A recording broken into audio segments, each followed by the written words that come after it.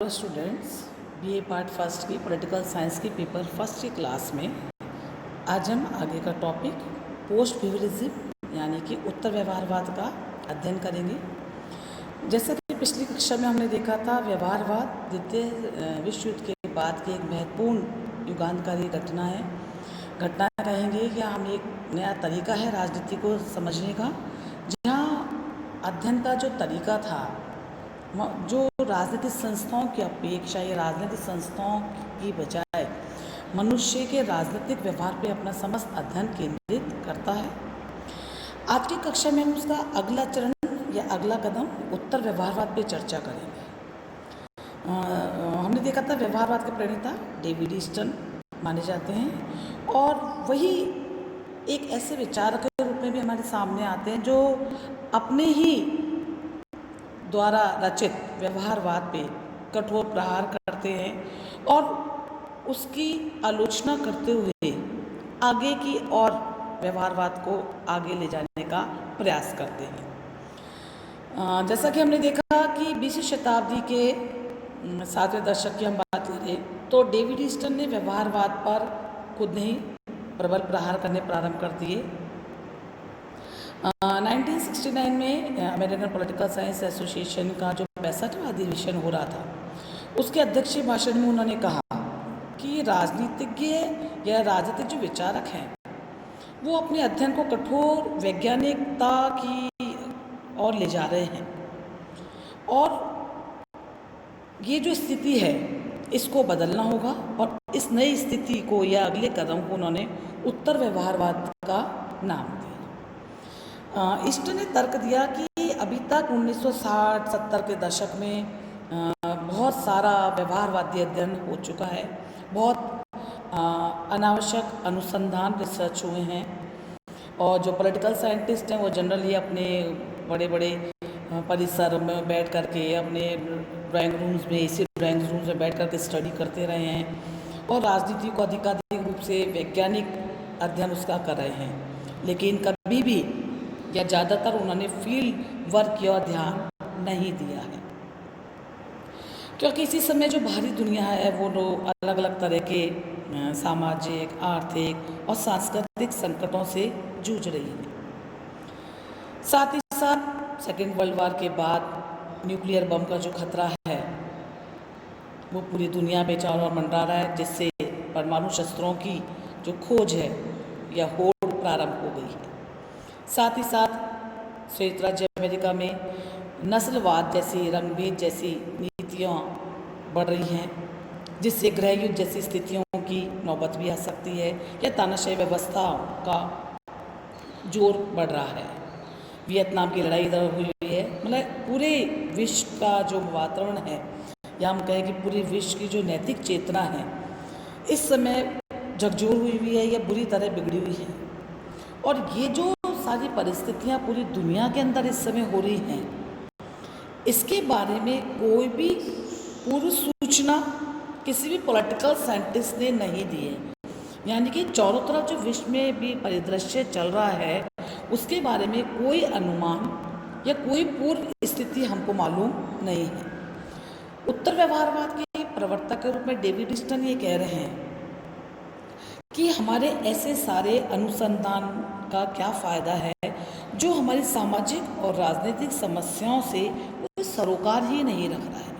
यानी कि हमने राजनीति के अध्ययन में जो बिहेवियरल स्टडी प्रारंभ की है या मनुष्य का राजनीतिक पॉलिटिकल बिहेवियर की जो हम स्टडी कर रहे हैं उस स्टडी का कोई फ़ायदा हमको दिखाई नहीं दे रहा है और संपूर्ण विश्व चारों तरफ सामाजिक, राजनीतिक, आर्थिक नित नई समस्याओं से जूझ रहा है।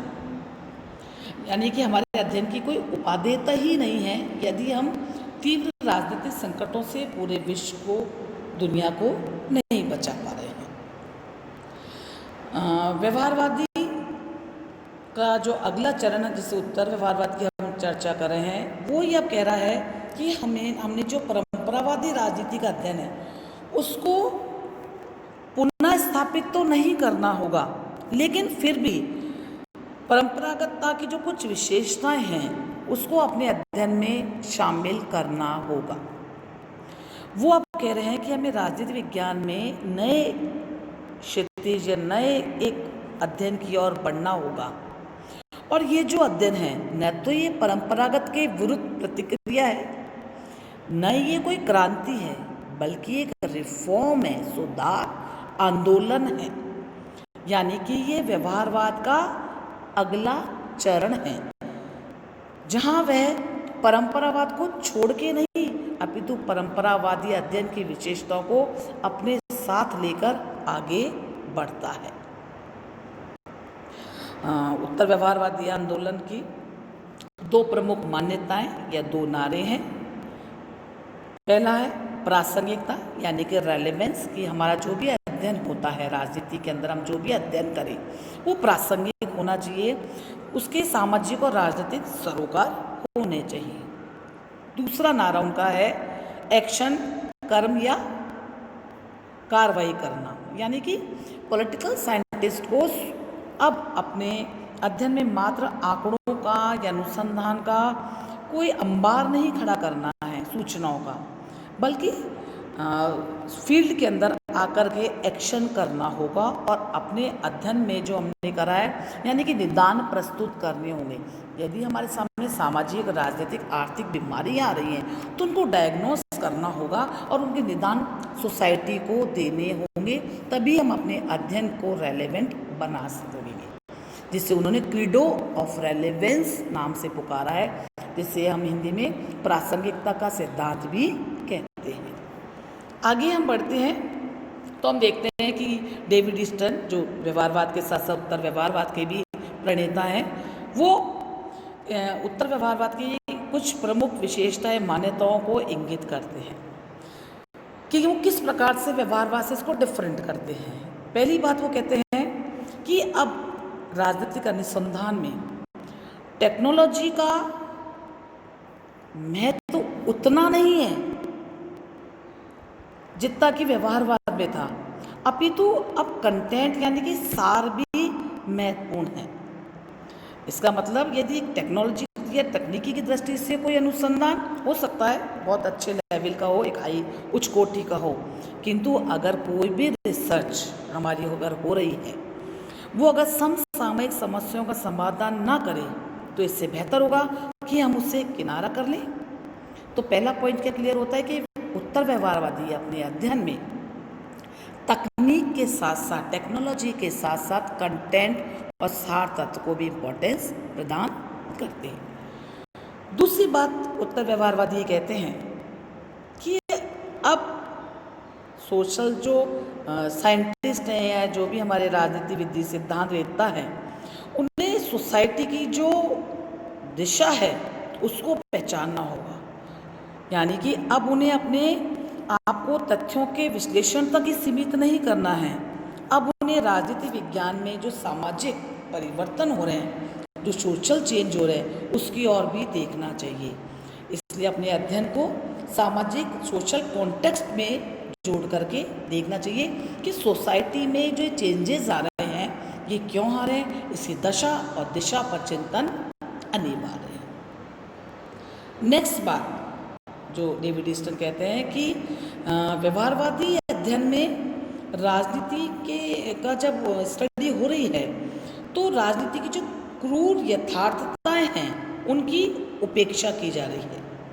क्योंकि जनरली व्यवहारवाद ने अपना अध्ययन क्या करा, एब्स्ट्रैक्ट कर रहे हैं या एनालिटिकल करते हुए जो पॉलिटिक्स की जो क्रूर यथार्थताएं थी उनकी उपेक्षा कर रहे हैं। क्योंकि पूरा जो विषय है उसके सामने अनेक संकट हैं, संघर्ष हैं, चिंताएं हैं, और अगर हमने उनसे उभरने की कोई तरकीब निकालेंगे तो ही हमारे विषय की उपादेयता है, नहीं तो हमारे राजनीति विज्ञान के विषय का क्या उपादेयता होगी और पॉलिटिकल साइंटिस्ट का दायित्व भी क्या होगा। तो यानी कि अब जो सोशल चेंजेस हो रहे हैं या हमारे चारों तरफ दुनिया, हमारे जो बिल्कुल क्राइसिस हो रहे हैं या जो क्रिटिक पोजीशन के अंदर इस समय जो पॉलिटिक्स है, उस क्रूर यथार्थताओं को हमको राजनीतिक सिद्धांतवेत्ताओं को उनका अध्ययन करना होगा। अपने अध्ययन को आगे ले जाते हुए डेविड ईस्टन ये भी कहते हैं कि व्यवहारवाद ने सोशल वैल्यूज़, यानी हम तो को देखते हैं कि व्यवहारवादी ने अपने अध्ययन में मूल्य परंपरागत अध्ययन की जो एक प्रमुख विशेषता थी मूल्यगत अध्ययन, उसको बिल्कुल पीछे धकेल दिया था। जबकि अब उत्तर व्यवहारवाद में डेविड स्टर्न स्वयं कह रहे हैं कि अब हमें अपने अध्ययन में सामाजिक मूल्यों को स्थान देना होगा, क्योंकि हमारा जो समझ ज्ञान की जो आधारशिला है वो किस पे टिकी हुई है? वैल्यूज़ पर टिकी हुई है। क्योंकि ये यदि मूल्य ही हमारे लिए क्या एक प्रेरणा शक्ति है, और यदि हमारी प्रेरणा शक्ति नहीं होगी तो हमारा जो समस्त ज्ञान है वो धराशायी हो जाएगा। क्योंकि राजनीति में मूल्यों की बहुत महत्वपूर्ण भूमिका है, और विज्ञान के नाम पर हम मूल्यों का बलिदान नहीं कर सकते हैं, या फिर राजनीतिक अध्ययन को मूल्यों से दूर नहीं कर सकते हैं। क्योंकि यदि हमें ज्ञान का उपयोग उचित साध्यों की सिद्धि के लिए करना है तो मूल्यों को फिर से राजनीति विज्ञान के हृदय में स्थान देना होगा, और इस प्रकार से हम वापस से परंपरावाद की ओर नज़दीक आ जाते हैं। आगे की क्लास के अंदर हम इसी अध्ययन को आगे बढ़ाएंगे। धन्यवाद।